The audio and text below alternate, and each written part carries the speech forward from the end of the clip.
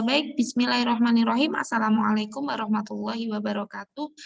Baik, teman-teman, pada siang hari ini kita akan membahas dan mendiskusikan tentang kriteria pemimpin dalam Al-Quran. Langsung saja ke slide yang pertama.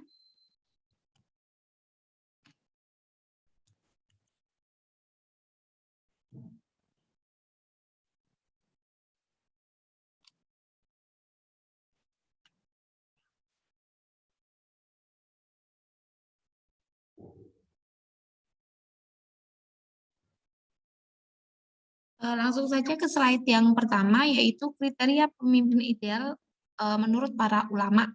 Jadi kurang lebih saya mengambil 3 ulama di sini yang memang mereka merumuskan apa saja sih kriteria seorang pemimpin seperti itu.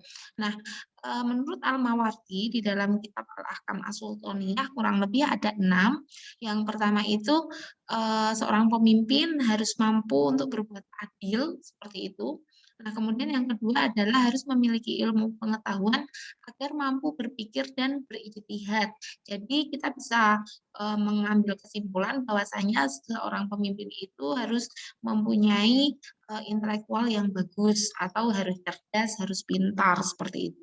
Agar dia bisa menghasilkan keputusan dengan tepat dan bisa mempertimbangkan dengan tepat sehingga permasalahan bisa segera diatasi seperti itu. Nah, kemudian yang ketiga, tidak boleh cacat dan kekurangan fisik. Nah, kemudian berarti di sini seorang pemimpin itu harus sempurna fisiknya. Nah, kemudian yang keempat adalah memiliki visi misi yang baik untuk kepentingan rakyat. Jadi seorang pemimpin itu harus mendahulukan semua kepentingan rakyat untuk kemaslahatan bersama seperti itu. Yang kelima juga seperti itu, melindungi rakyatnya dari serangan musuh itu masuk kepada kemaslahatan masyarakat. Nah, yang keenam adalah harus memiliki nasab dari suku Quraisy. Ini adalah menurut Al-Mawardi yang ada di kitab Al-Ahkam As-Sultaniyah. Nah, kemudian lanjut ke slide yang berikutnya, yaitu menurut Al-Ghazali. Jadi menurut Imam Ghazali kurang lebih ada 10 kriteria. Yang pertama adalah balik, yang kedua adalah berakal sehat, kemudian yang ketiga adalah bukan budak, kemudian yang keempat harus laki-laki, yang kelima sama tadi seperti yang sudah dirumuskan oleh Al-Mawardi di kitabnya As-Sultan Al-Ahkamiyah, Al-Ahkam As-Sultaniyah, maaf. Yang kelima adalah harus keturunan Quraisy. Yang keenam mempunyai penglihatan dan pendengaran yang masih jelas, berarti berkaitan dengan fisik. Kemudian yang ketujuh memiliki perangkat yang memadai seperti tentara, polisi. Jadi idealnya suatu negara atau misalkan seorang pemimpin itu mempunyai mempunyai armada seperti itu, armada untuk menjaga keamanan seperti itu. Nah, kemudian yang ke-8 adalah sudah matang secara emosi.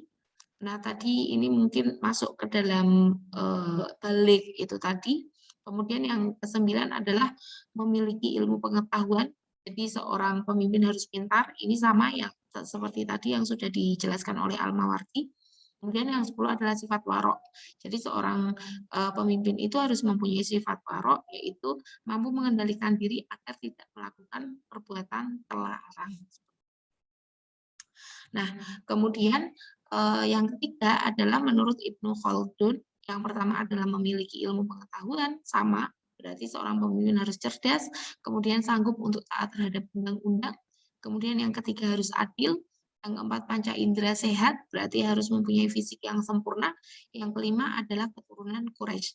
Jadi dari beberapa kriteria ini ada beberapa yang sama ya, yang nanti akan kita ringkas dianalisis nih. Jadi kriteria-kriteria ini sebenarnya bisa dibagi menjadi berapa seperti itu agar untuk memudahkan kita memahami sebenarnya kriteria ideal seorang pemimpin itu seperti apa saja.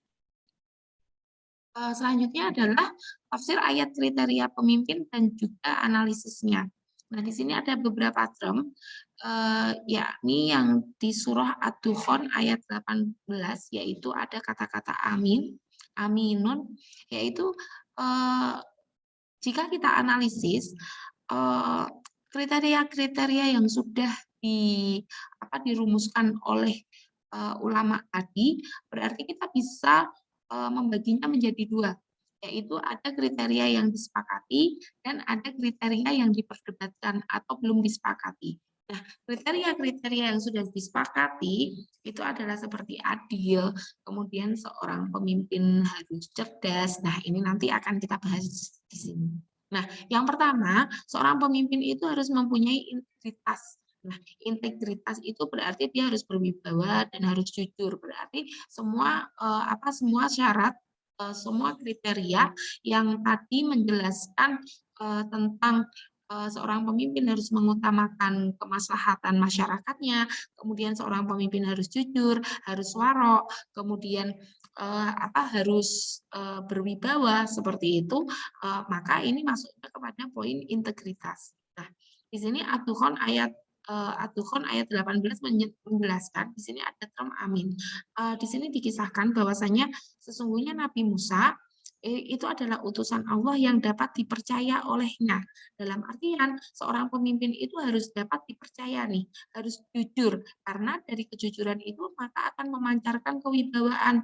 Maka dari itu, ketika seorang pemimpin jujur, maka dia sudah masuk kepada kategori integritas atau berintegritas.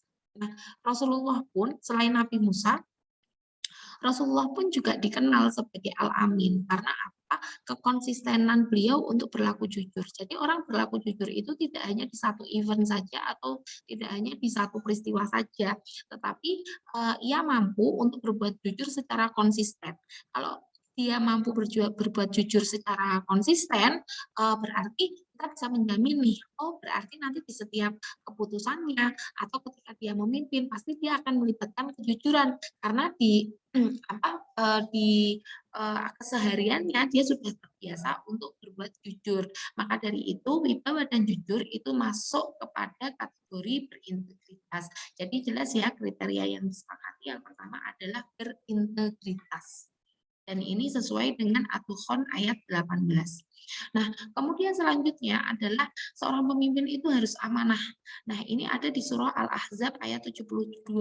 Di sini jelas disebutkan bahwasanya inna aradnal amanata 'alas samawati wal ardi wal jibali fa abaina ayyahmilnaha wa ashfaqna minha wa hamalahal insan. Apa itu?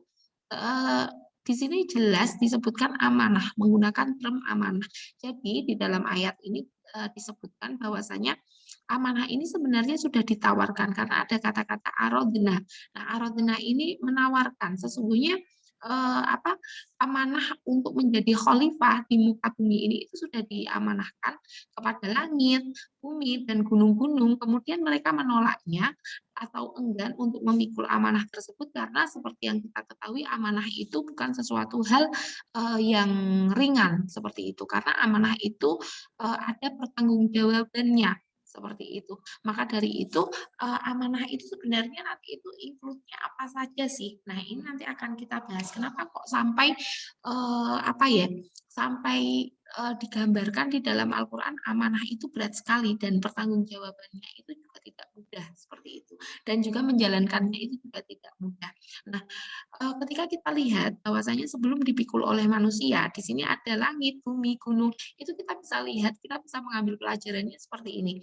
Langit, bumi, gunung, itu saja secara fisik itu sudah berkali-kali lipat ya, berkali-kali lipat besarnya dari manusia. Jadi mengindikasikan apa? Secara fisik mereka terlihat lebih kuat. Nah, tetapi karena besarnya amanah yang akan diemban, jadi bisa dibayangkan gunung, langit, bumi pun tidak sanggup seperti itu loh. Berarti poinnya adalah manusia, manusia itu uh, manusia itu mempunyai keunggulan tersendiri dibanding makhluk-makhluk yang lain. Karena manusia mempunyai potensi positif, yaitu manusia mempunyai akal untuk berpikir, manusia mempunyai hati. Nah, maka dari itu, maka tidak heran amanah itu dipikul oleh manusia karena memang dari makhluk-makhluk yang lainnya manusia itu mempunyai mempunyai kelebihan seperti itu. Nah, tetapi yang harus digarisbawahi adalah walaupun manusia itu adalah mempunyai kelebihan dari makhluk-makhluk yang lainnya, tapi yang harus kita garis bawahi adalah manusia itu sangat potensial sekali untuk berbuat kesalahan. Ini sudah pernah kita ini sudah pernah kita bahas bahwasanya seorang khalifah pun, seorang pemimpin pun sangat mungkin sekali untuk berbuat kesalahan. Maka dari itu ayat selanjutnya di Al-Ahzab ayat 73, maka dari itu nantinya akan dibagi, ada yang menjadi golongan mukmin, ada yang menjadi golongan musyrik, ada yang menjadi golongan kafir. Nah, maka dari itu karena manusia itu sangat berpotensi untuk berbuat kesalahan, begitu juga khalifah, maka ketika dia berbuat kesalahan gimana nih agar bisa masuk golongan mukmin. Jadi tandanya itu adalah dia mau untuk mengakui kesalahan tersebut. Ketika seorang pemimpin berbuat kesalahan, maka dia mau untuk mengakuinya dan mau untuk memperbaikinya. Karena ya itu tadi, manusia itu tidak lepas dari kesalahan seperti itu. Nah, maka dari itu seorang pemimpin yang baik ketika dia berbuat kesalahan, maka dia akan mengakui dan langsung akan memperbaikinya. Seperti itu, beda dengan orang-orang musyrik atau beda dengan golongan-golongan yang lainnya. Maka dari itu yang menjadi pembedanya adalah dia mau untuk memperbaiki dan mau untuk mengakui seperti itu. Dan itu adalah golongan orang-orang mukmin atau orang-orang yang bisa membawa amanah tersebut. Nah, amanah di sini kita masuk lagi, amanah di sini itu sangat kuat, sangat berat. Karena dijelaskan di dalam tafsir Al-Misbah, amanah itu mencakup persoalan syariah. Jadi misalkan kewajiban-kewajiban dalam beragama, misalkan untuk menjalankan rukun Islam, itu adalah termasuk amanah. Nah, kita diserai amanah untuk kewajiban beragama saja, itu terkadang kita belum sempurna untuk melakukannya. Nah, apalagi ketika kita diserai tanggung jawab di luar itu. Nah, kepemimpinan ini adalah tanggung jawab di luar kewajiban beragama. Nah, maka dari itu berarti kan ada beban ganda nih. Nah, maka dari itu sudah selayaknya kita itu tahu bahwasanya amanah itu di sini sangat besar dan akan ada pertanggungjawabannya karena makhluk-makhluk yang lebih besar fisiknya saja itu mereka tidak sanggup. Nah, berarti kita mempunyai potensi positif, kita mempunyai potensi yang lebih baik daripada mereka.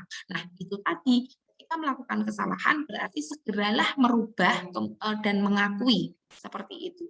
Nah, maka dari itu kita sebagai masyarakat juga, kita sebagai rakyat, kita juga harus memaklumi nih bahwasanya tidak ada pemimpin yang sempurna.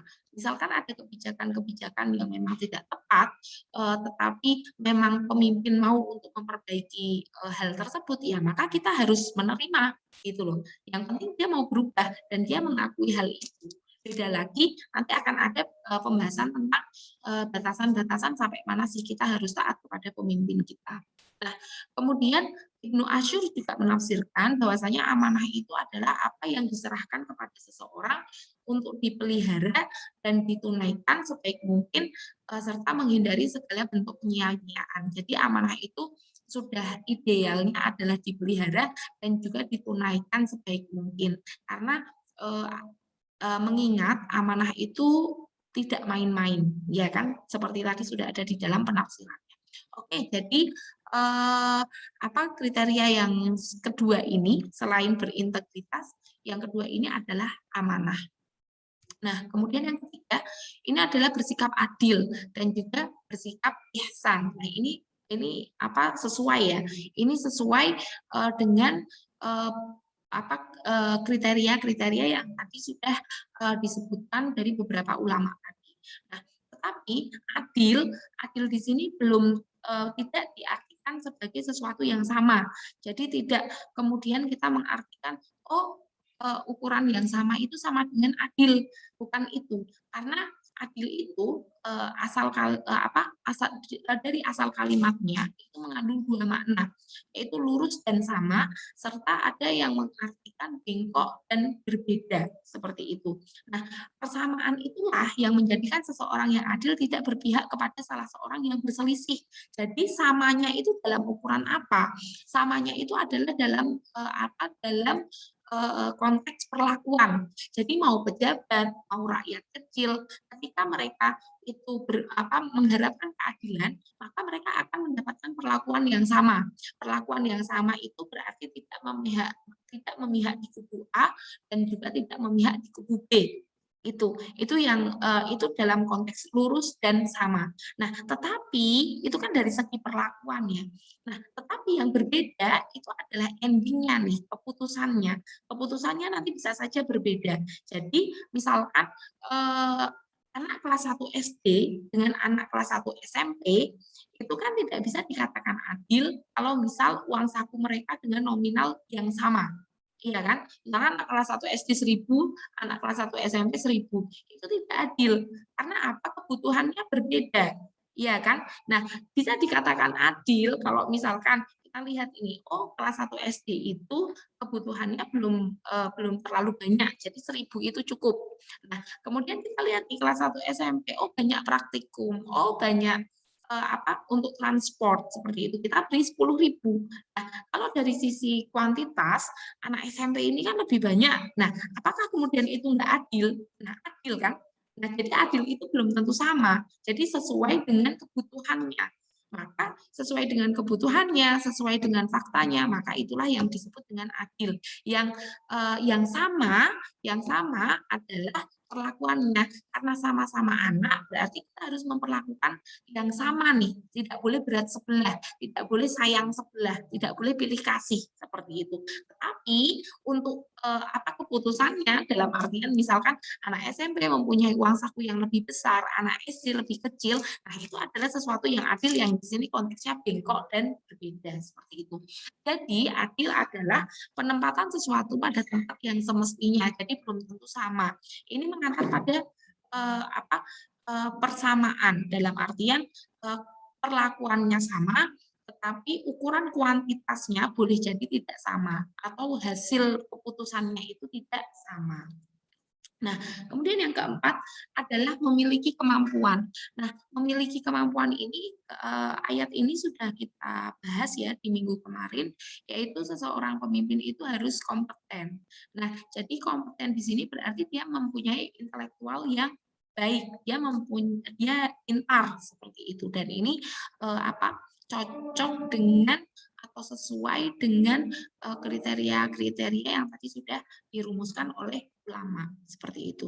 Nah, jadi kurang lebih ada empat kriteria yang disepakati. Nah, kemudian kita akan membahas tentang kriteria yang diperdebatkan, yaitu tentang agama. Memang agama itu tidak ada yang menyebutkan ya, tapi ada beberapa ulama yang memang mencatatkan seorang pemimpin itu harus Islam seperti itu.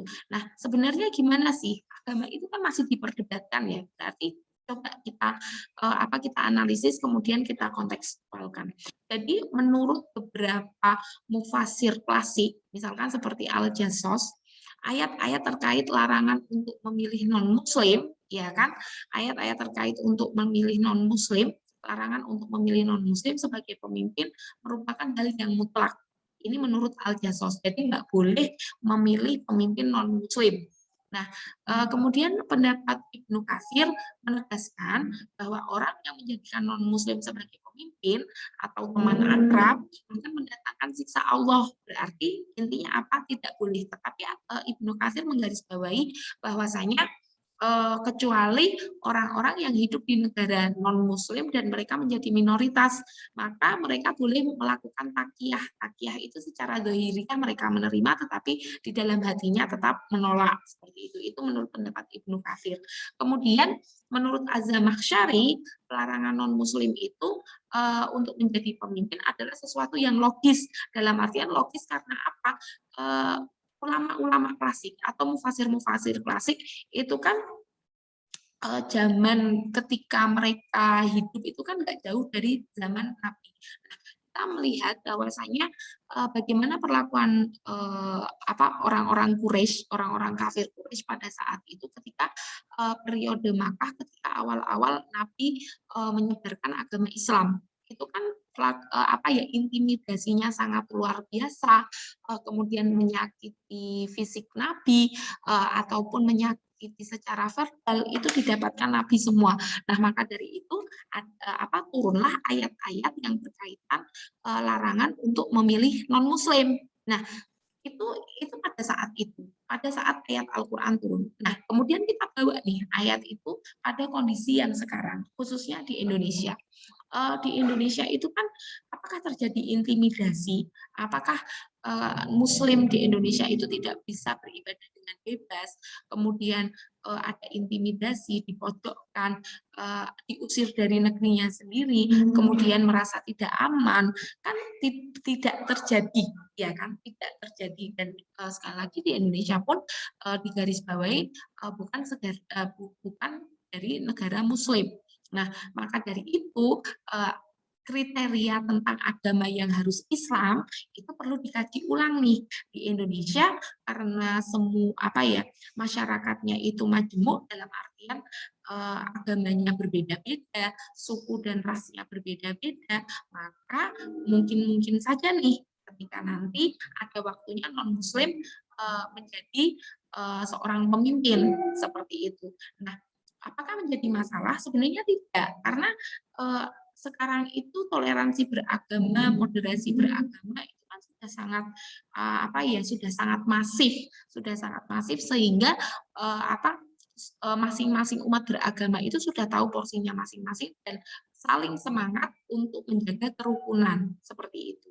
Nah, dalam penafsiran tentang agama sebenarnya masih debatable dan nantinya akan dibahas secara detail pada pertemuan selanjutnya seperti itu. Tetapi konklusinya adalah sebenarnya ya agama nggak ada masalah, ya kan, selama tidak ada intimidasi, orang-orang bisa rukun, orang-orang antar umat beragama bisa rukun, ya itu nggak ada masalah sebenarnya untuk poin agama seperti itu. Jadi tidak harus Muslim seperti itu. Nah, kemudian yang kedua adalah jenis kelamin. Tadi dikatakan harus laki-laki.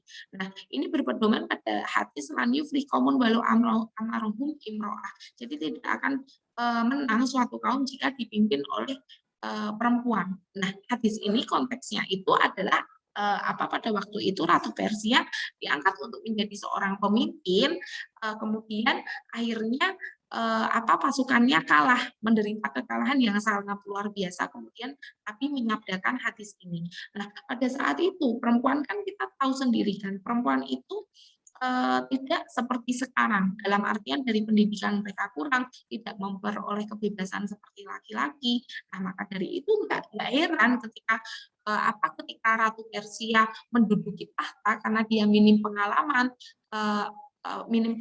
untuk memimpin, maka ya tidak heran ketika kepemimpinannya itu tidak sesukses atau kalah, bisa dikatakan kalah, tidak sesukses ketika dipimpin oleh seorang laki-laki. Ya kan, berarti kan ada sebabnya. Nah, kita tarik nih kemudian hadis ini ke masa sekarang. Nah, masa sekarang perempuan itu kan mempunyai porsi yang sama dengan laki-laki, mempunyai kesempatan pendidikan yang sama, mempunyai hak yang sama seperti itu. Jadi di dalam dunia karir pun perempuan nggak kalah, malah ada juga yang lebih sukses seperti itu. Nah, maka dari itu sebenarnya jenis kelamin itu tidak dipermasalahkan, nggak perlu dipermasalahkan. Sebenarnya perempuan ataupun laki-laki itu bisa mempunyai kesempatan yang sama untuk menjadi seorang pemimpin. Itu adalah analisisnya tentang kriteria yang masih diperdebatkan seperti itu. Nah, nanti akan dibahas minggu depan ya tentang kepemimpinan wanita. Nah, kemudian yang selanjutnya adalah kesukuan. Jadi harus dari suku Quraisy. Nah, ini perlu dikaji ulang karena apa? Pada masa itu memang suku Quraisy itu kan pada masa Nabi khususnya, suku Quraisy itu kan sangat unggul ya dibanding suku-suku yang lainnya. Nah, ketika kita mencari seorang pemimpin, maka kita akan mencari bibit unggul. Nah, tetapi kan syarat ini ketika kita bawa di masa sekarang, syarat ini menjadi tidak relevan seperti itu. Karena misalkan di Indonesia, apakah kemudian harus dari suku Quraisy? Maka yang bisa menjadi penengah adalah pemimpin-pemimpin, orang-orang yang sudah mempunyai kriteria seperti yang tadi sudah disepakati, maka dia layak untuk disebut sebagai bibit unggul dan bisa menjadi calon pemimpin atau sudah ideal untuk menjadi seorang pemimpin. Jadi itu untuk kesukuan ya. Jadi kalau dari suku Quraisy karena sebabnya dulu itu memang suku Quraisy itu adalah suku yang paling unggul. Nah, kalau sekarang ya ketika sudah memenuhi kriteria yang sudah disepakati tadi ya sah-sah saja untuk menjadi untuk menjadi pemimpin. Jadi suku Quraisy ini bisa sudah tidak ada masalah yang perlu diperdebatkan sebenarnya. Oke, kira-kira sampai di sini nanti akan kita lanjut di WAG ya teman-teman presentasinya. Terima kasih.